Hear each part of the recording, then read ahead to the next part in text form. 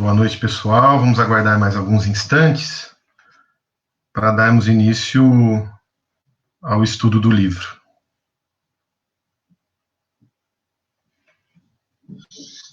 Boa noite, pessoal.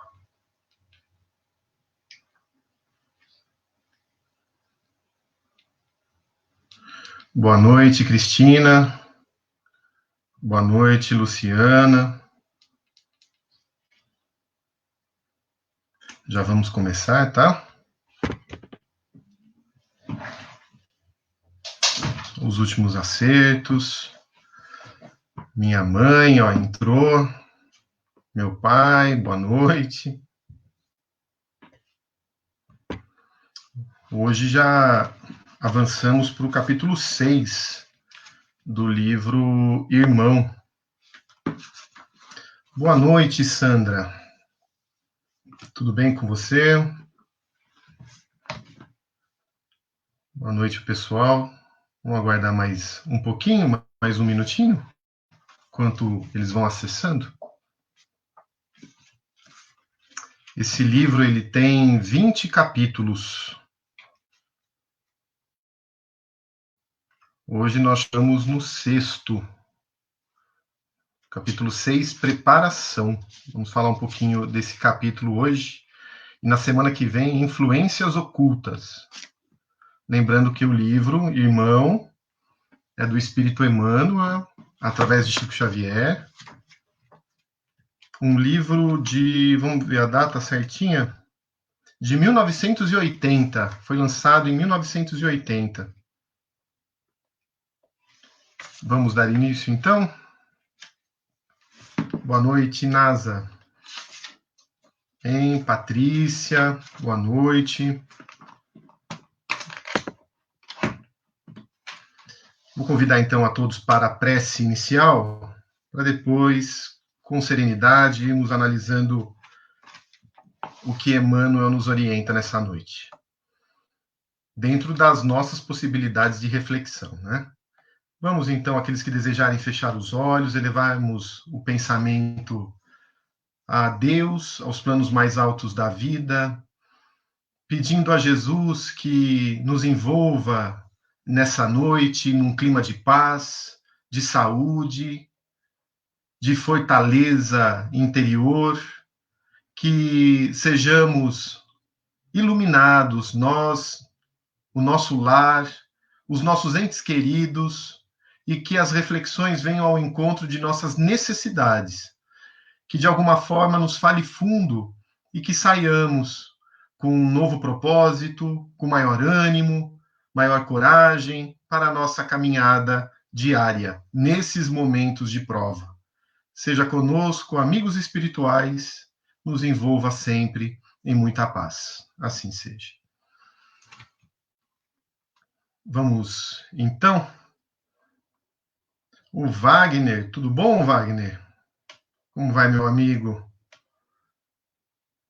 Maria Conceição, a Creuza, um abraço a todos, tá? Então, Emmanuel, no referido capítulo 6, e eu deixo aberto aqui, aqueles que desejarem participar, podem enviar algum comentário, alguma reflexão, alguma pergunta, sua dúvida, tá? Tem mais um pessoal aqui entrando ainda, a Márcia, a Carmen. Sejam bem-vindas. Ok? Então, se vocês desejarem alguma dúvida ou uma interação, eu vou encaixando ao longo da nossa reflexão. Emmanuel começa esse tema, preparação, trazendo exatamente uma reflexão. Ele diz o seguinte: a Terra multimilenária é a nossa sublime escola santuário, de trabalho e fonte viva de amor, a fornecer-nos teto e consolo, esperança e alimento, flor e perfume, experiência e lição. Então, olha a dimensão do planeta Terra, o que representa para nós, espíritos encarnados aqui. Através desse planeta que muitas vezes não temos a dimensão da importância dele em nossas vidas, mas é através dele que nós fazemos todo um trabalho de evolução, onde de experiência em experiência, em séculos incontáveis, nós estamos trabalhando para a diminuição do nosso orgulho, do nosso egoísmo, das nossas paixões violentas. E chegamos exatamente no momento nesse planeta em que ele vai mudando a sua condição de um mundo de provas e de expiações, onde se predominam ainda o quê? Dores, fruto do egoísmo humano, mas ainda se predominam tantas dificuldades, tantas violências, tantas crueldades, não é? E vai se aproximando da condição de mundo regenerador, onde os espíritos que aqui permanecem já possuem um compromisso com o bem. Então, para nós que estamos aqui agora, né, estudando, refletindo, para termos continuidade nesse planeta, o nosso pensamento central e o nosso sentimento deve ser em torno do bem. Sairmos daquela terceira classe que Allan Kardec nos ensina na Escala Espírita, capítulo onde se fala ali, a questão número 100 seguintes, onde ele vai colocando a Escala Espírita, as classes. Saímos daquelas classes, a terceira classe dos espíritos imperfeitos e chegarmos na segunda, ali nos espíritos bons, benevolentes. Se dermos esse salto, né, com esse compromisso com Jesus, teremos a vibração para continuar aqui. E na característica de escola, que é o nosso planeta, uma das características dele, a escola tem por predomínio ser um educandário. E educandário, quando a gente pensa nisso, Allan Kardec, como sempre muito feliz no livro dos Espíritos, ele fala lá que a educação é a arte de formar caracteres. E quando pensamos em educação, para que esse processo seja correto, nós temos que extrair o que aquele indivíduo tem para aí formarmos novos caracteres. Né? Educar é a arte de formar caracteres. E estamos aqui no planeta Terra formando novos caracteres. Através dessas experiências previamente articuladas no nosso planejamento reencarnatório. Mas da mesma forma que encontramos nas escolas os alunos que não se predispõem a dar o máximo de si, né? Não estudam, não se esforçam, e depois chega no final do ano, via de regra, tem um mau resultado, repetem, tem que refazer a matéria. Nós somos esses espíritos que estamos nos conduzindo ao longo do tempo nessa condição do menor esforço, do viver. Como diz aquela música popular, deixa a vida me levar, vida leva eu. Só que já não é mais momento de deixar a vida nos levar. Nós é que temos que nos conduzir diante da vida, diante da existência. Quando a gente pensa em destino, embora ele esteja previamente elaborado em seu planejamento reencarnatório, naquilo que poderemos enfrentar na Terra, o destino quem faz somos nós. A cada dia, a todo instante, a partir das nossas escolhas, das nossas decisões, dos caminhos que optamos. E como cada opção gera uma consequência, quando eu não aproveito esse fator educativo que o planeta me traz, eu entro numa outra feição do planeta Terra, o hospital, para tratar o espírito falido, o espírito que vem, né, às vezes em frangalhos.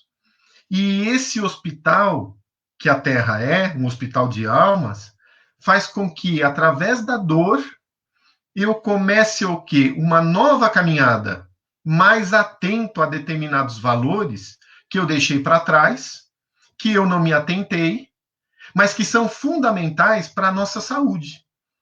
Então, a dor é aquele aguilhão que nos impulsiona adiante, que nos dá musculatura espiritual, quando bem aproveitada. Toda dor tem que fazermos dela uma oportunidade de extração de valores. Não adianta passarmos por uma situação difícil, por um desafio sem uma aquisição de valor. Por exemplo, o momento em que estamos vivendo no mundo. Paramos para analisar quais os valores que estamos retirando disso tudo? Ou simplesmente estamos caminhando dia após dia, aguardando o final desse isolamento, dessa quarentena, para voltarmos a fazer, muitas vezes, tudo o que fazíamos antes? Temos que aproveitar esses instantes e passar em revista como está o nosso íntimo. Qual que é a minha proposta de mudança? Tenho melhorado mentalmente, espiritualmente? Tenho angariado mais recursos agora que estou em contato direto com a minha família? Tenho visto com outros olhos os meus filhos, a minha esposa, o meu esposo? Essa distância em relação aos entes queridos, que é uma dor, como eu tenho aproveitado? Quais valores eu vou aproveitar para quando terminar esse isolamento? Como vou enxergar esses entes que hoje estão distanciados? Terei mais afeto? Serei mais carinhoso? Estarei mais próximo? Enquanto não estou próximo, agora, quais os recursos que eu tenho na mão para agir no bem?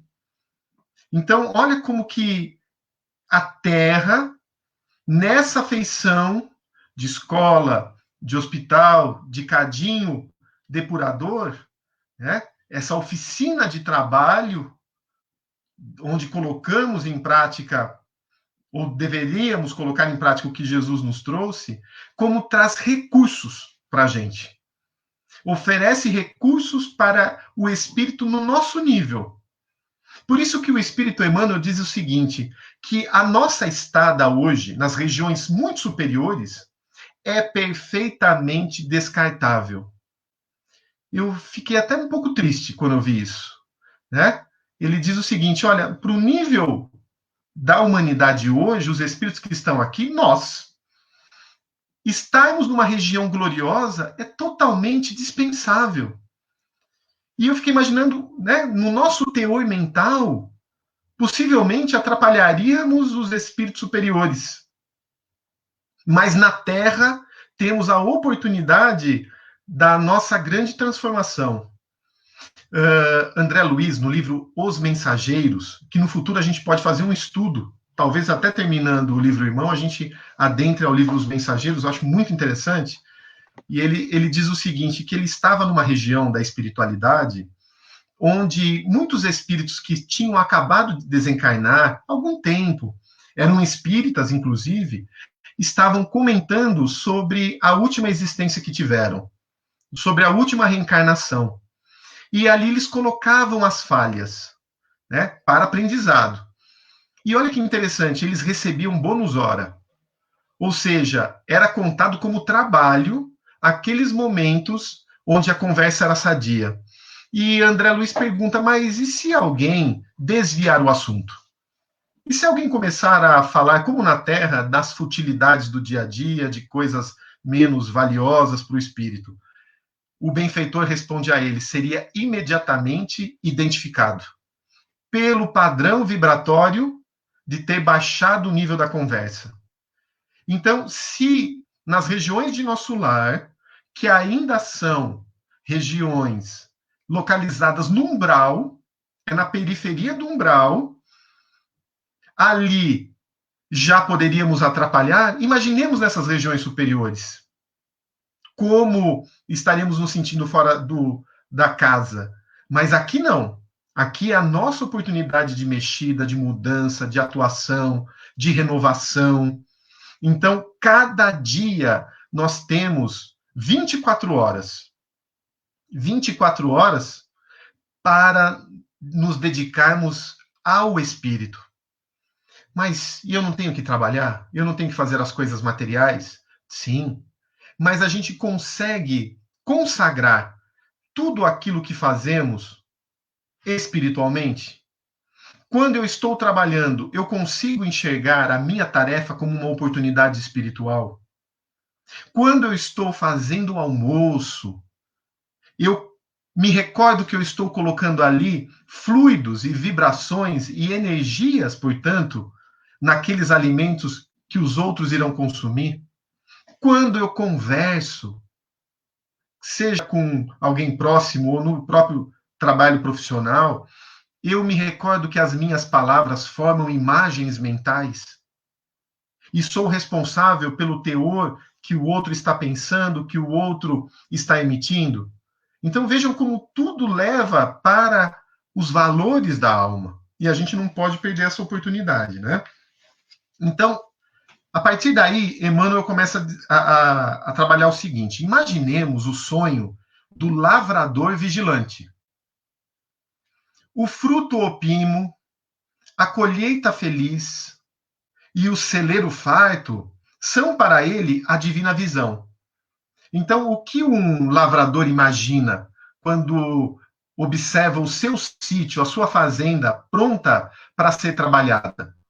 Vai observar o quê? Os frutos que virão, que sejam os melhores frutos, que sejam fartos, que a colheita não tenha nenhuma dificuldade, que não venha uma geada, que não tenha uma chuva de pedra, que não falte, né, recursos ali para que as plantas se desenvolvam.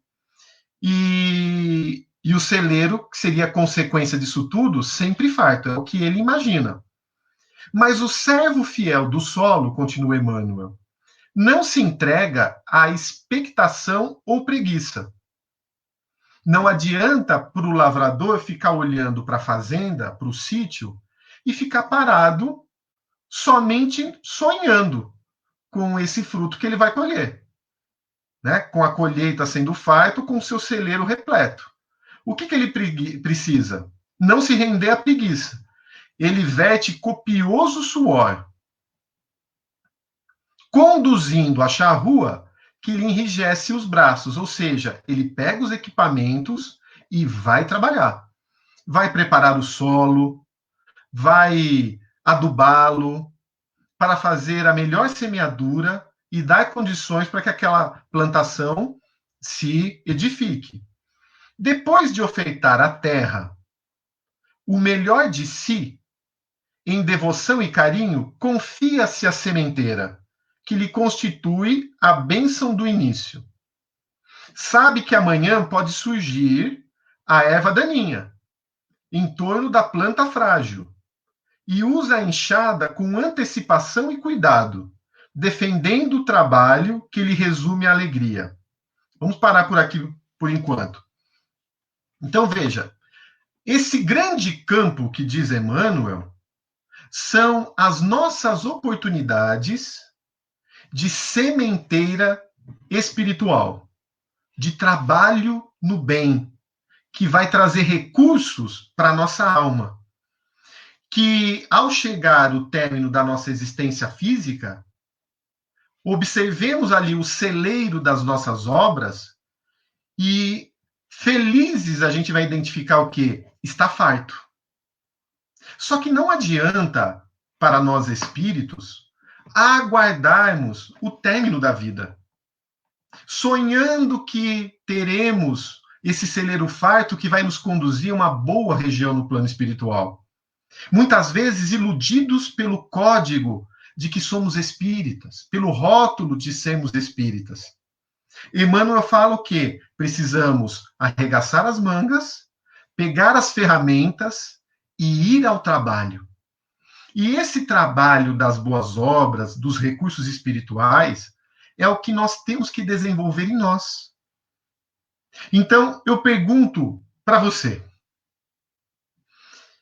como está a sua semeadura espiritual? O que você tem plantado de sementes espirituais que deverão dar frutos lá na frente ou já estão dando? Vou exemplificar. Quando a gente tem filhos, por exemplo, se nós aguardarmos que eles cresçam para observarmos a espiritualidade neles, aquele fruto, que aqui a gente simboliza como filho, vai se perder. Então, o quanto eu estou me dedicando a esse espírito para que ele seja um espírito evangelizado e dessa forma que eu conclua a minha tarefa junto a esse companheiro, via de regra, de longa jornada. Allan Kardec pergunta aos espíritos: é a maternidade e a paternidade uma missão? Os espíritos respondem: mais do que uma missão, é um dever. É um dever do qual devereis prestar contas. E Santo Agostinho diz o seguinte, que desde o berço nós deveremos colocar toda a nossa atenção para aquele espírito que está chegando. E certa vez perguntaram a um benfeitor, uma mulher grávida, de um trabalho mediúnico, perguntou para esse benfeitor: a partir de quando eu devo começar a educar o meu filho, já que Santo Agostinho diz desde o berço? Eu posso aguardar? Ele pergunta: de quantos meses você está grávida? 6 meses. Pois bem, corra, você já perdeu 6 meses. Porque o espírito que vai reencarnar, ele já frequenta o ambiente doméstico. Ele já se vincula espiritualmente com o casal, com o lar. Então, eu tenho que me evangelizar para que eu consiga evangelizar essa alma que tem vínculo comigo, de um passado remoto ou mais próximo, mas que tem isso. E que Deus confiou para que eu retornasse depois com ela melhorado. O espírito que a gente recebe como filho, a tarefa nossa é devolvê-lo depois para Deus melhorado. Se conseguirmos isso, teremos logrado êxito. E alguns perguntam: mas eu me esmerei, dei tudo de mim para que ele fosse uma pessoa educada, evangelizada, e falhei. Daí, Kardec, perguntando isso aos espíritos, eles respondem: se os pais fizeram tudo o que podiam, tudo que estava a seu dispor, para que esse espírito encontrasse o caminho de Deus, e esse espírito, tomando do seu próprio livre-arbítrio, escolheu se desvirtuar, os pais, nesse caso, não têm responsabilidade, desde que tenham feito tudo o que podiam. Mas, em outra análise, Allan Kardec indaga: quantos pais não preferem cuidar dos seus jardins do que cuidar da educação desses filhos? Então, olha o terreno que a gente tem quando observamos os filhos. E ele coloca o quê? A gente, como lavrador, deveremos saber que de uma hora para outra pode surgir uma erva daninha em torno dessa planta frágil. Muitas vezes essa erva daninha são as companhias que surgem aquele filho. São desafios que ele encontra no seu dia a dia.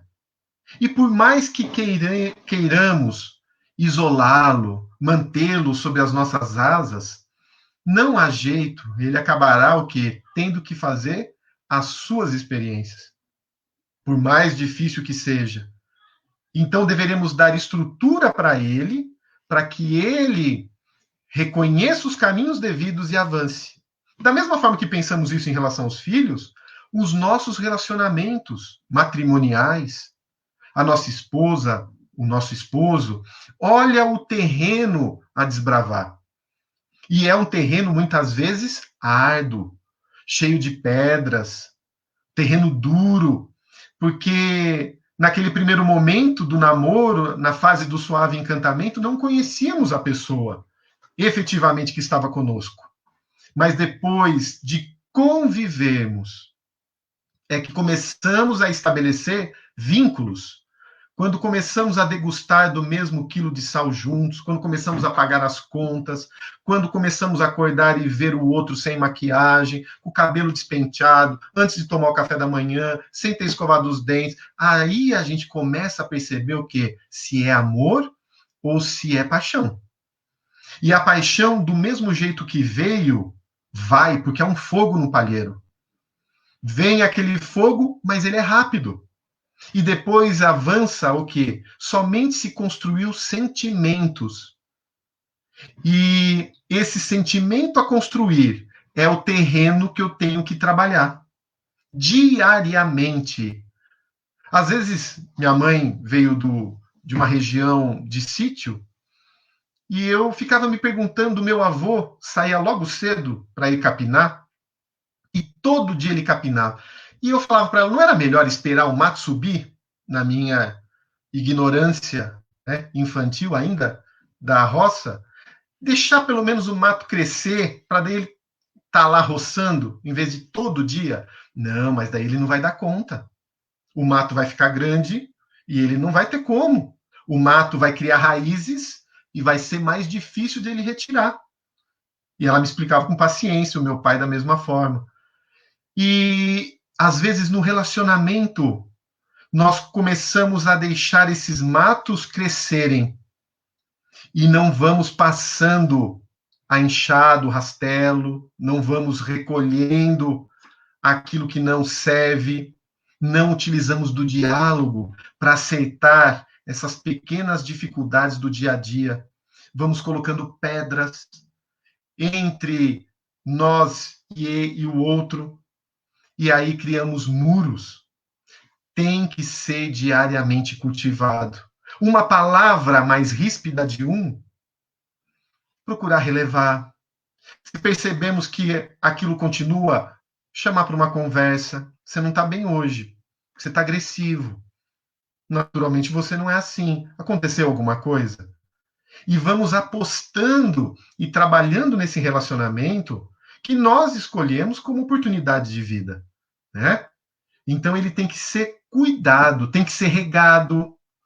Temos que deixar o sol chegar, o sol da boa palavra, da importância do outro na nossa vida, o sentimento a ser demonstrado. Ah, mas ela sabe que eu amo ela. Esse amo ela é coisa de frango, moela. Né? Eu a amo, ela sabe. Mas é muito importante cultivar isso. Demonstrar dia a dia a importância do ser querido, que às vezes deixou a vida inteira para nos seguir. Né? Então a gente acaba alimentando essa estrutura de sentimento, mas observam o terreno? Observam o terreno de um desafio profissional com desafios que talvez a gente não tenha naquele momento recursos para cumprir, mas que vai se dedicando, vai encontrando maneiras, vai estudando, vai quebrando a cabeça para dar um jeito e ter um resultado. Né? Então, olha que campo fértil. Daí fica aquela pergunta: qual é o campo que você tem diante de si para trabalhar como espírito? Qual é o campo que Deus te ofereceu para ser cultivado? Esse campo é de difícil trato? Porque há aqueles campos que vão exigir mais cuidado nosso, né? Pedras a serem tiradas, a gente vai ter que preparar, vai ter que aguar mais. As ervas daninhas vão ter facilidade de penetração, a gente vai ter que retirá-las. Há aqueles campos que já não são tão difíceis. E por não serem tão difíceis, às vezes a gente se descuida. Quando achamos que já está tudo ok. Né? O outro, eu acabo fixando-me nos meus problemas.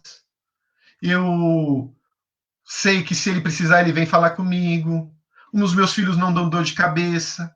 Quando aparentemente está tudo bem, nós temos que nos recordar que essas ervas que Emmanuel coloca, essas ervas daninhas, elas são, né, perigosas, surgem de forma inesperada.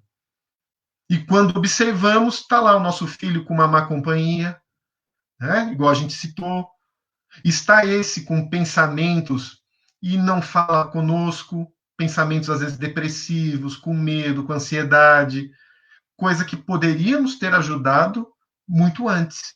Então ele chama essa atenção para que cuidemos do nosso campo.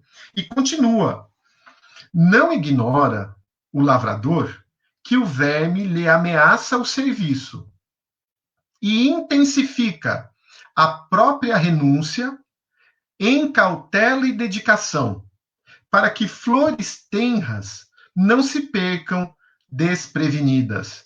Então ele aumenta a vigilância, porque o verme ameaça todo esse serviço. E diante da ameaça do verme, vejam, o verme atua muitas vezes na intimidade do solo, né? de forma a espreitar, a gente poderia fazer até uma alusão ao que aí?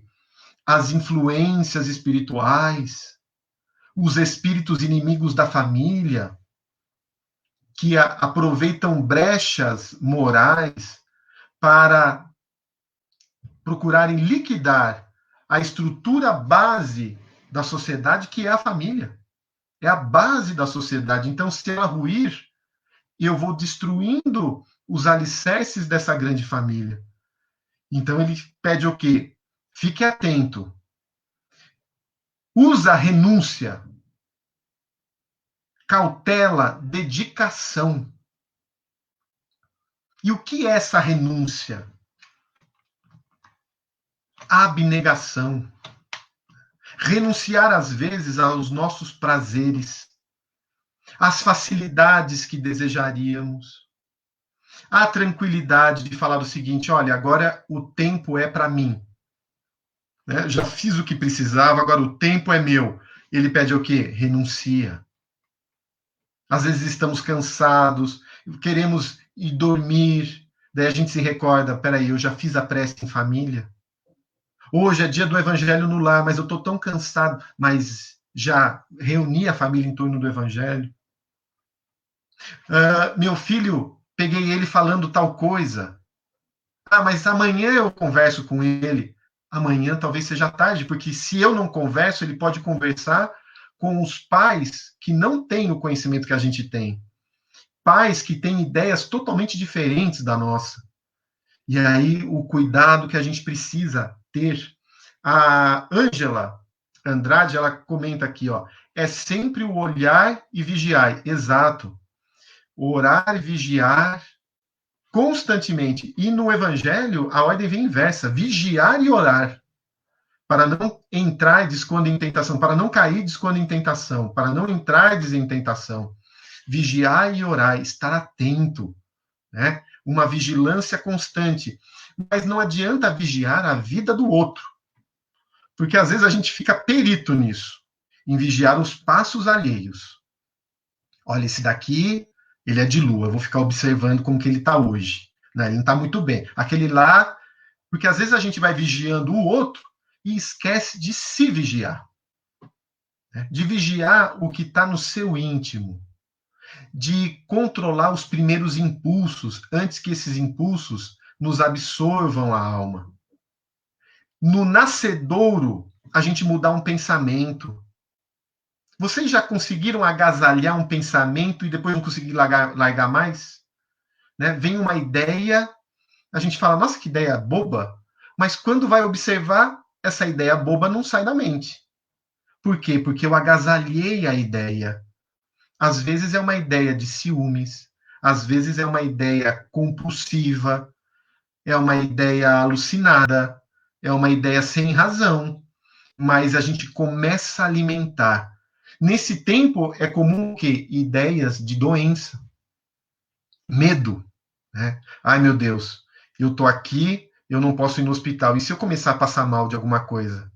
Será que eu vou no médico? Eu vou no hospital, vai que lá eu pego, né, o vírus. E aí a gente começa a ter esse pensamento, começa a nutrir, daí começa a dar dor no estômago. Ai, ai, ai, o que é isso? Daí o coração começa a acelerar. Será que eu vou ter um infarto? Né? E aquela dor do lado, daí vai observar, são gases, é outra coisa que não tem nada a ver, a gente não precisa ficar preocupado, mas entramos numa onda desequilibrada. E essa onda acaba tomando conta de nós. O primeiro pensamento, procuremos o quê? Perceber o seu teor. É negativo? Eu não vou cultivar isso. Eu não quero alimentar isso.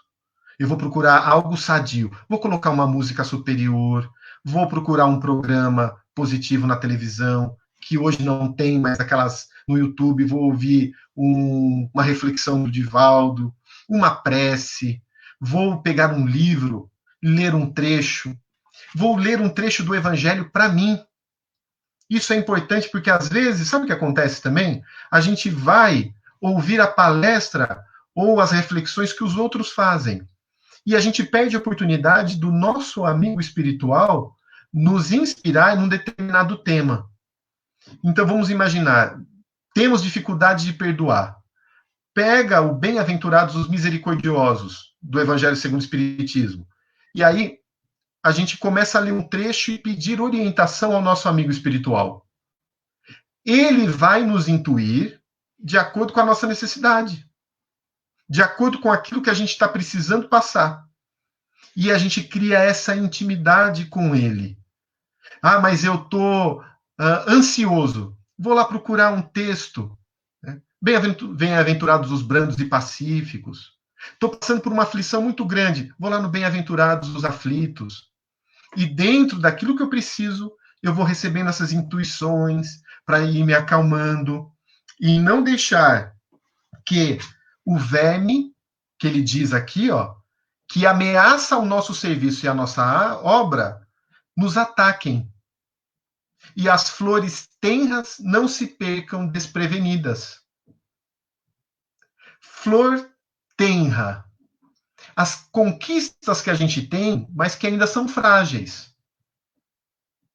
Por exemplo, para ficar bem claro, paciência. Estamos construindo, falo agora por mim. Mas é uma construção frágil.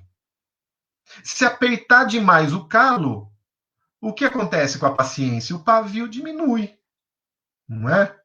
Então, ó, é uma construção ainda muito frágil, muito sutil. Então, o que ele fala? Se atenta, onde você sabe que pode cair. Coloca ainda mais disposição aí. Então, você que está me ouvindo, qual é o seu instrumento de queda? Onde você mais cai? No que você mais cai? No perfeccionismo? Quando alguém não cumpre o que você fala? Não faz o que você pede? Na exigência? É impaciente? O que você cai? É íntimo essa questão. Nesse ponto, a gente tem que redobrar a atenção, porque é mais suscetível de queda. Inclusive, reconhecendo quem é o instrumento que mexe no nosso ponto vulnerável para que a gente caia. Quando formos conversar com ele, quando nos aproximarmos dessa pessoa, a gente tem que redobrar a vigilância, porque sabemos que não saímos de lá bem. Então a gente vai se preparar para aquele momento com aquela pessoa difícil, quando recebemos uma visita complicada. Nesse momento ninguém está recebendo visita, né? Mas naquela época em que as pessoas visitam as nossas casas e sempre tem alguém que a gente tem alguma ressalva. Com essa pessoa, sabendo que ela vem a nosso lar, é importante eu redobrar minha atenção para que eu não venha cair e essa construção tenra não se desfaça desprevenida.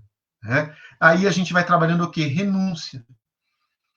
Primeiro, antes de chegar na renúncia, da abnegação, nós temos que cumprir o nosso dever. Né? O dever nosso do dia a dia. O dever espiritual, que é uma obrigação moral. Quando nós damos conta do nosso dever, quando nós começamos a amar o nosso dever, daí estamos aptos a um segundo passo, que é a abnegação. Fazer além do dever. Olha que algo mais amplo. Bezerra de Menezes, se recordam daquela passagem? Aqueles que têm o livro Lindos Casos de Bezerra de Menezes, ou que assistiram um filme, quando ele está cuidando do filho com muita febre. Então ele está ali cuidando do filho, o filho estava com muita febre, todo desvelado, né?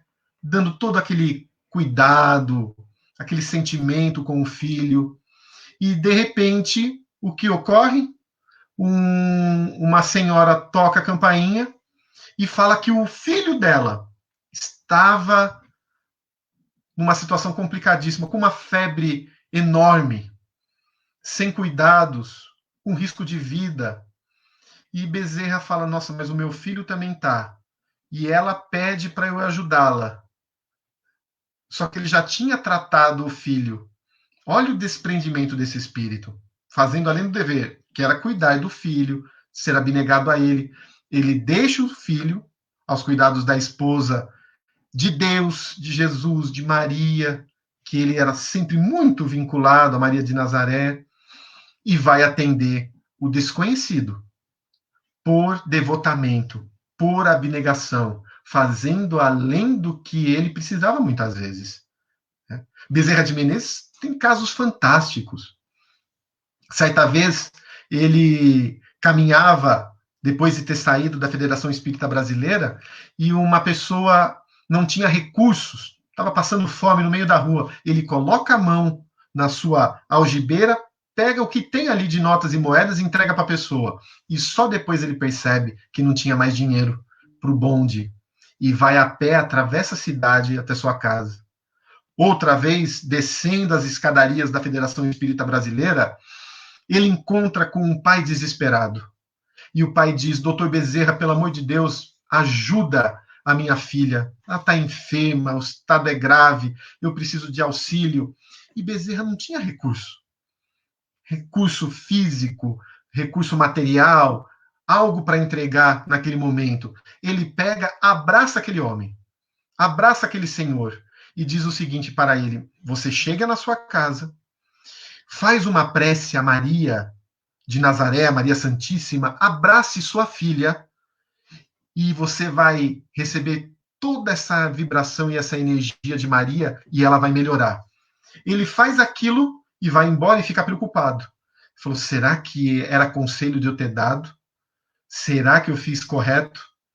Mas na semana seguinte, na mesma Federação Espírita Brasileira, ele encontra com um homem que diz para ele: doutor Bezerra, fiz exatamente o que o senhor me aconselhou. Cheguei em casa, coloquei um copo d'água, fiz uma prece a Maria e abracei a minha filha doente. A partir dali, aos poucos, fui sentindo uma melhora. No dia seguinte, minha filha estava revitalizada. A força desse espírito abnegado, que já poderia estar em regiões superiores, mas que optou em permanecer vinculado à terra, enquanto aqui tivesse vínculos de sombridor, optou para não ir ao mundo regenerado, conforme nos fala Divaldo Franco, que ele já teria a oportunidade de ir em 1950, quando completou 50 anos da sua desencarnação, e novamente no ano 2000, um novo encontro, onde ele teve o convite para ir a regiões superiores, e ele opta por ficar vinculado ao planeta enquanto não nos regenerássemos. Né? Que espírito grandioso, que possui inúmeras falanges de assistência no Brasil, fora do Brasil, né? Médicos abnegados, enfermeiros espirituais que atuam junto a ele, e do qual, sempre que com ele sintonizamos, também nos amparará, quando aquilo for sincero. Chico Xavier falava que a prece de uma mãe, por exemplo, ela arromba as portas do céu. Uma prece sincera de uma mãe, de alguém em dificuldade, em prol do outro, tem uma força que recebe uma resposta dos bons espíritos que guardam aqueles que com sinceridade se vinculam a eles. Né? Então, diante de um terreno, às vezes difícil, será muito importante nós pedirmos essa força e ficarmos atentos para as oportunidades que temos e os desafios. Continua Emmanuel, e entramos na última folha desse referido capítulo 6, ele fala o seguinte: e até que a seara lhe amadureça o ideal, sabe viver entre o devotamento e a vigília, preservando o amanhã que lhe responde, enfim, com a messe de bênçãos. Se te empenhas pela vitória espiritual, em ti mesmo, com o resgate do pretérito e a construção do porvir, do futuro, aprende a guardar o presente entre o bem e a verdade. Vou falar algo que para alguns pode soar estranho. Vocês concordam que só há presente? Em termos de tempo, só há hoje. Por que eu falo isso? Porque nós estamos vivendo hoje exatamente o resultado do nosso ontem. Tudo o que nós estamos colhendo, o nosso planejamento reencarnatório, as portas abertas e fechadas, os vínculos espirituais, aquilo que eu atraio para mim, hoje é o resultado do meu ontem. do meu pretérito mais longínquo até remoto. Talvez eu esteja recebendo agora o resultado do que eu pensei de manhã. Talvez algo que eu falei na hora do almoço, eu esteja colhendo as consequências agora. Então, o hoje é o momento que nós temos. Da mesma forma, o que é o futuro? A consequência do meu hoje. A consequência do que eu fizer, do que eu pensar, de como eu me relacionar, das minhas escolhas, da minha decisão. O que eu defini agora já tem um reflexo logo depois. E isso em termos de pensamentos, de palavras, de ações. Eu vou colhendo. Então, o futuro depende exatamente do que eu tenho agora. Por isso que é muito relativo quando a gente pensa em termos de futuro e quer prever o que vai acontecer. Como que vai ser, o que vai acontecer lá na frente. Tudo depende. Depende de como eu agir agora. Allan Kardec, no livro Obras Póstumas, esse livro foi escrito após a desencarnação de Kardec, Obras Póstumas. Eles recolheram as mensagens que o codificador deixou e compilou nesse livro Obras Póstumas. Lá tem Estrada da Vida. É um texto muito interessante, edificante. Ele fala o seguinte: imagine que um homem sobe numa montanha e lá embaixo ele comece a observar, né, uma grande floresta. Uma pessoa adentrando nessa floresta com o objetivo de chegar numa vila e inúmeros desafios em meio a essa floresta.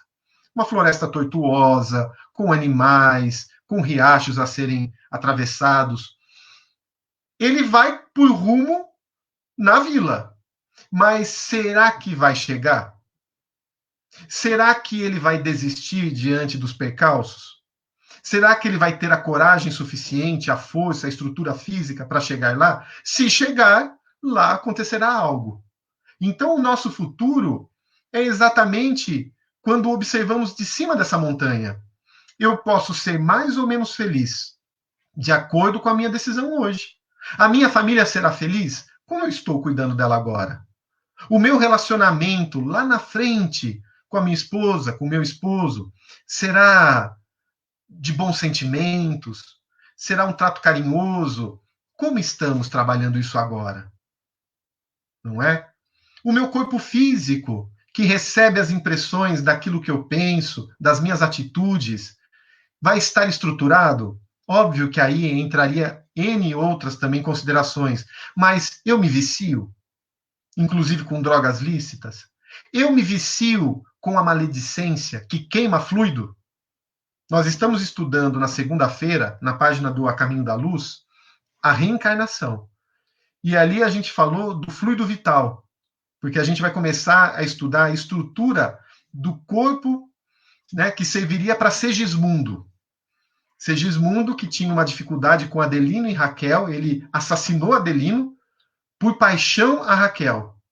E ele estava ali estruturando o corpo, ele vai na sessão do planejamento de encarnações.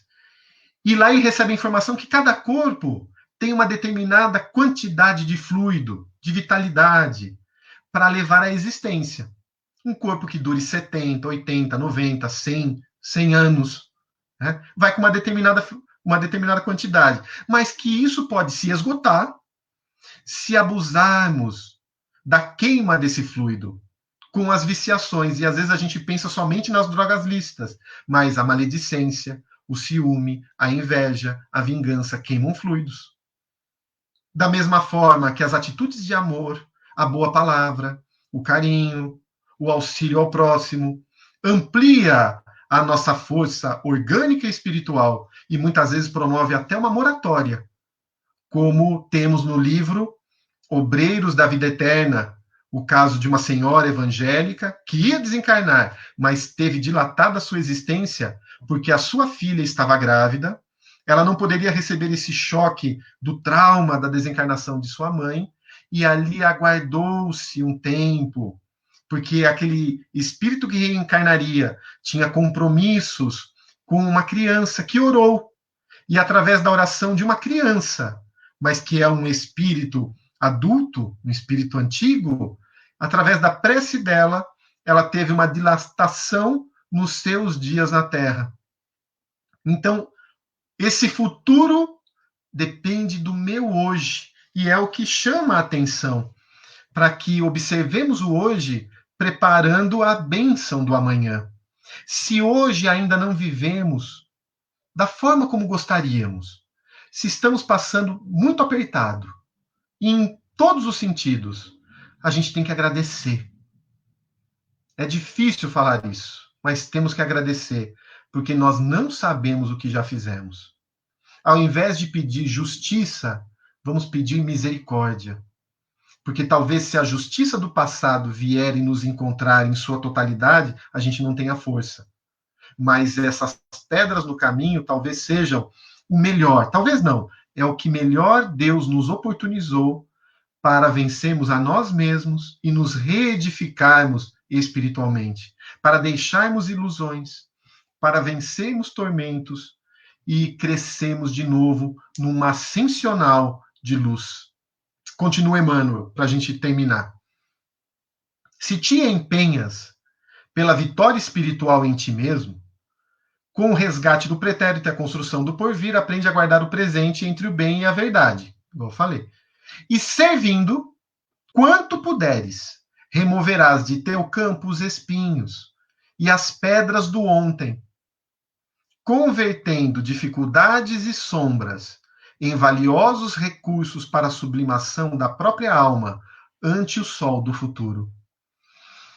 Eu gostaria que você se lembrasse de alguma adversidade que você passou, de alguma dor que você teve, mas que você superou.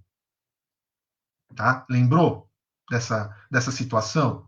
Pode ter sido, né, desde da desencarnação de um ente querido, a uma cirurgia, a um momento grave, a uma dificuldade de relacionamento, mas que foi superada.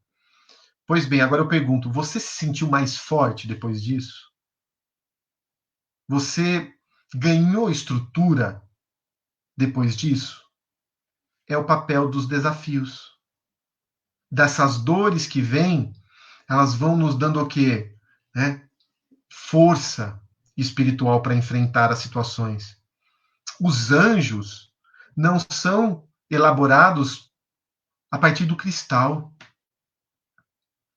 Eles são desenvolvidos numa série de existências a golpe, né? A forja ali, a marteladas, para que ele se fortaleça.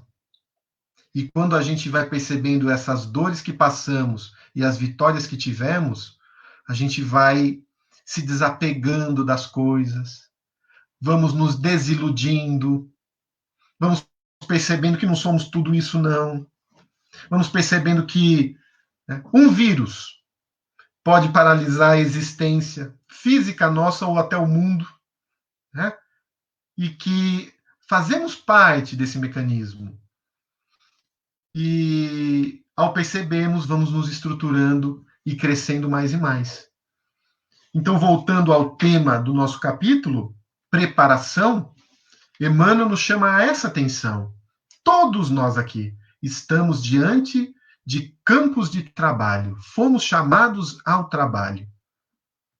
E a nossa tarefa é não virar as costas para esse trabalho, é arregaçarmos as mangas, aplicarmos vontade, não perdermos tempo e trabalharmos com afinco, suando ao longo de uma existência, cumprindo com os objetivos que a espiritualidade traçou, que são exatamente as estruturas do nosso planejamento reencarnatório, para que lá na frente a gente colha os frutos, que a gente receba a paz consciencial, a paz do espírito, a serenidade do dever cumprido, de ter feito o que fez. Eu acho lindo um vídeo do Chico, não sei se vocês já viram, depois eu posso colocar aqui na página. Eu vou localizar e vou colocar ainda hoje.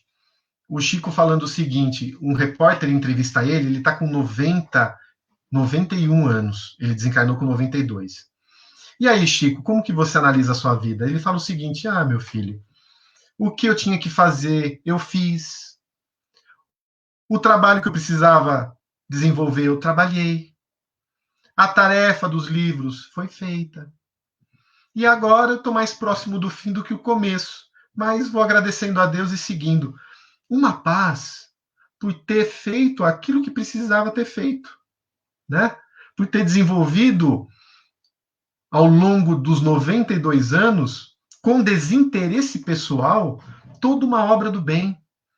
Porque muitas vezes o nosso bem ainda está envolvido com o nosso interesse próprio. Questão 895 do Livro dos Espíritos. O interesse pessoal ainda fala alto. Quando colocamos o desinteresse, as coisas ficam mais leves e a gente vai avançando com equilíbrio e com vínculo aos bons espíritos que nos sustentam, porque se eles não nos sustentassem por alguns instantes, já tombaríamos. Tenhamos a certeza que a espiritualidade atua de forma muito intensa na nossa vida e no mundo. E se Deus se descuidasse um instante, não teríamos ideia de como as coisas se comportariam, né? Às vezes, o caminho errado que a gente pega é a providência divina na nossa vida. Às vezes, o esquecimento de uma chave é a providência divina atuando e a gente nem se dá conta, até se irrita. Mas às vezes são os bons espíritos nos conduzindo. Por isso, ao invés de se irritar, lembre o seguinte: foi melhor assim, né? Sigamos, é a minha prova, e sigamos adiante, ok? Vamos ver se tem alguma consideração aqui ainda para a gente complementar, para a gente ir para a prece final. A Vilma, nossa amiga Vilma, meu abraço também, aí de Campinas. A Hélida, o Guto, grande Guto, um grande amigo, a gente fez uma parceria muito forte na Operação Allan Kardec, que eu me recordo até hoje, a Operação Allan Kardec, que era desenvolvida naquele tempo, no Centro Espírita Operários da Verdade, onde das 11 às 3 da manhã, a gente, de alguma forma, auxiliava, levava algum mantimento para os moradores de rua. E uma experiência que eu nunca esqueci. Eu estava numa das avenidas aqui em Jundiaí, na Fernando Arens, e um senhor que vivia naquela região, ele estava sentado, e nós passamos com o carro, e eu observei que ele estava lá, parei o meu veículo, os carros atrás também pararam, a gente desceu. E eu cheguei para ele e perguntei: o senhor quer pão? Ele falou: não. O senhor quer um leite? Ele falou: também não quero leite. O senhor está precisando de uma roupa? Ele falou: não. O senhor quer uma mensagem? Ele pegou a mensagem, eu falei: tchau, boa noite, fique com Deus. Virei as costas e ele falou: ô jovem, à época eu era bem mais jovem. Eu tinha 20 anos. E ele falou: jovem, você não me perguntou uma coisa. Eu falei: o quê? Ele falou: você não perguntou se eu queria que você conversasse comigo. E aí eu tive uma das maiores lições que eu não esqueço até hoje. Daí eu falei: sim. Daí eu chamei o pessoal, a gente sentou para conversar com ele, e ele disse: porque no meu dia a dia, eu chego num ponto de ônibus, as pessoas saem. Um abraço também para a Verônica, lá da Aclimação em São Paulo. Boa noite, Verônica. Bom que você está aí. A Ângela também falando das histórias aqui de Bezerra. Aqui, ó.